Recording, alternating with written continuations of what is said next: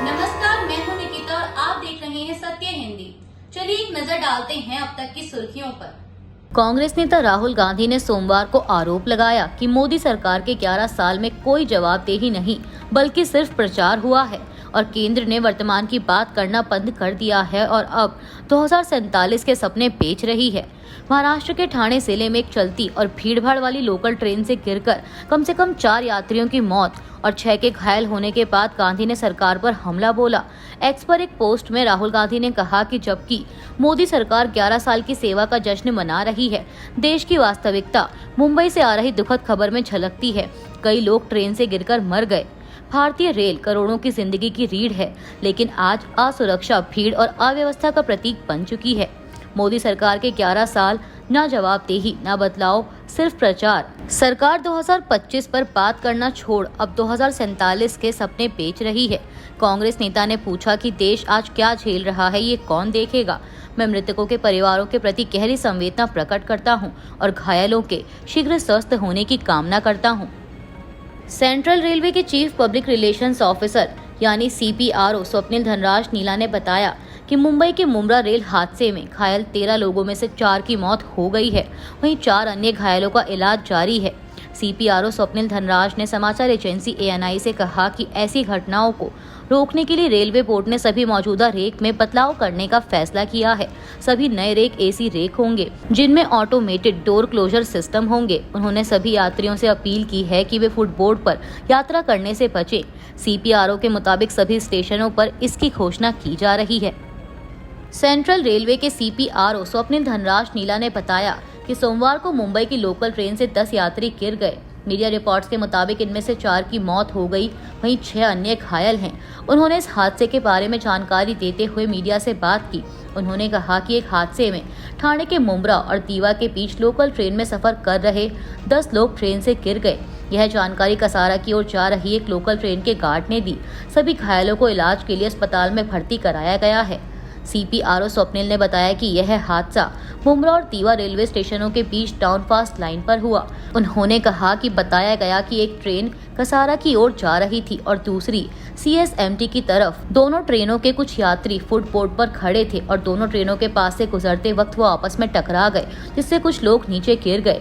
CPRO ने साफ किया कि ये टक्कर नहीं है, बल्कि विपरीत दिशा में जा रही 2 ट्रेनों में फुटबोर्ड पर यात्रा कर रहे यात्री आपस में उलझ गए थे। उन्होंने कहा कि 2 ट्रेनों के बीच आमतौर पर 1.5 से 2 मीटर की दूरी होती है, लेकिन जब ट्रेन मोड़ पर होती है तो वह थोड़ा झुक जाती है और इसी झुकाव की वजह से यह हादसा हुआ हो सकता है। भाजपा अध्यक्ष JP नड्डा द्वारा NDA सरकार के 11 साल पूरे होने पर उसकी उपलब्धियां गिनाने पर समाजवादी पार्टी प्रमुख अखिलेश यादव ने कहा कि आरक्षण अभी नहीं दिया गया है, परिसीमन के बाद इस पर विचार किया जाएगा और अगर सरकार अपनी सबसे बड़ी उपलब्धि बताना चाहती है तो उसे प्रति व्यक्ति आय बतानी चाहिए। अगर हमारी अर्थव्यवस्था वैश्विक स्तर पर इस स्थिति में पहुंच गई है और लगातार बढ़ रही है, तो हमारे आम नागरिकों की प्रति व्यक्ति आय क्या है?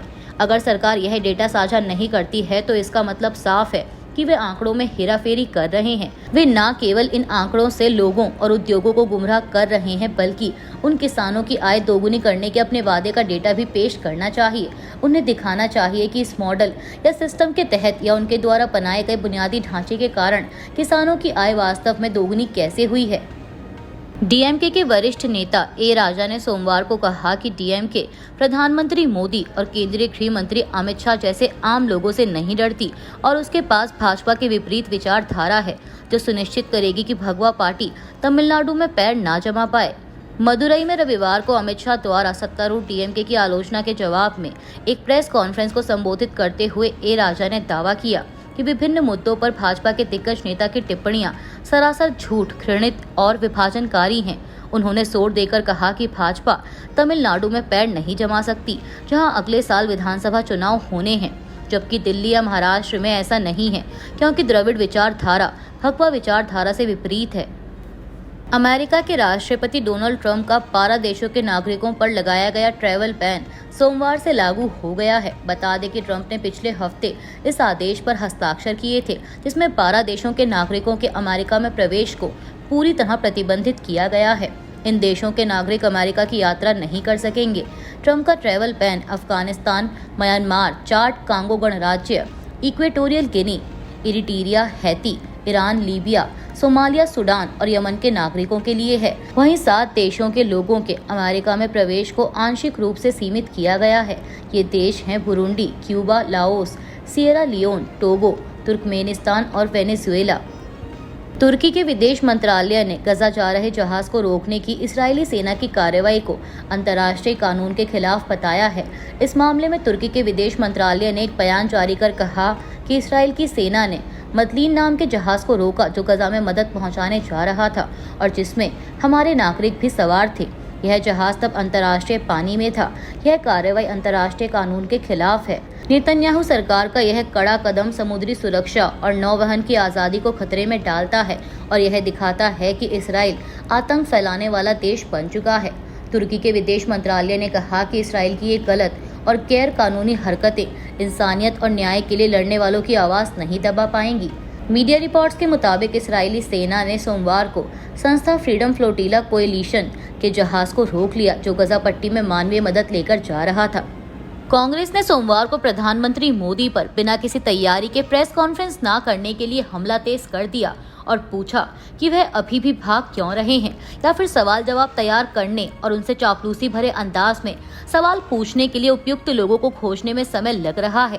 बता दें कि इससे पहले कांग्रेस महासचिव जयराम रमेश ने रविवार को कहा था कि पार्टी ने प्रधानमंत्री को चुनौती दी है कि वह अपने 11 साल के कार्यकाल के पूरा होने पर अपनी पहली बिना किसी तैयारी के प्रेस कॉन्फ्रेंस करें। इसी मुद्दे पर शिवसेना यूबीटी नेता संजय राउत ने भी कहा कि अगर पीएम मोदी ने वाकई पिछले 11 सालों में कुछ काम किया है तो उन्हें प्रेस कॉन्फ्रेंस करके हमें अपनी उपलब्धियों के बारे में बताना चाहिए। हम आपसे सवाल पूछेंगे और आप जवाब दे सकते हैं।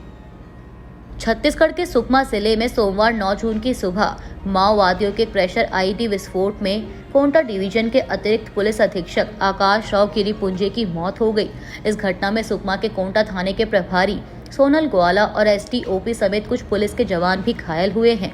छत्तीसगढ़ के उप मुख्यमंत्री विजय शर्मा ने समाचार एजेंसी एएनआई से कहा कि एएसपी सुकमा आकाश राव गिरिपुंजे कोंटा एराबोरा रोड पर टोंडरा के पास आईईडी विस्फोट में घायल होने के बाद शहीद हो गए। वह एक बहादुर जवान थे और उन्हें कई वीरता पुरस्कार दिए गए थे।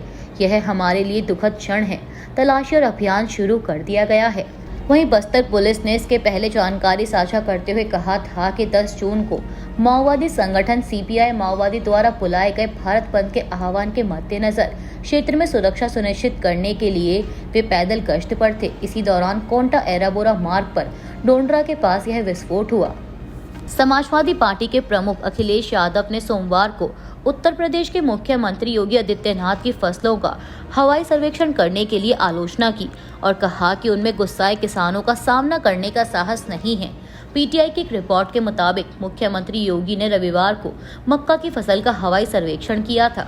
अब इसी को लेकर एक्स पर एक पोस्ट में अखिलेश यादव ने सीएम योगी के सर्वेक्षण पर कटाक्ष करते हुए कहा कि समय की कमी नहीं बल्कि जनता के गुस्से का डर है जिसकी वजह से वह किसानों से सीधे मिलने से दूर रहे। अभी के लिए बस इतना ही। बाकी की खबरों के लिए बने रहिए सत्य हिंदी के साथ। Copyright disclaimer under Section 107 of the Copyright Act 1976. Allowance is made for fair use for purposes such as criticism, comment, news reporting, scholarship, and research. Fair use is a use permitted by copyright statute that might otherwise be infringing.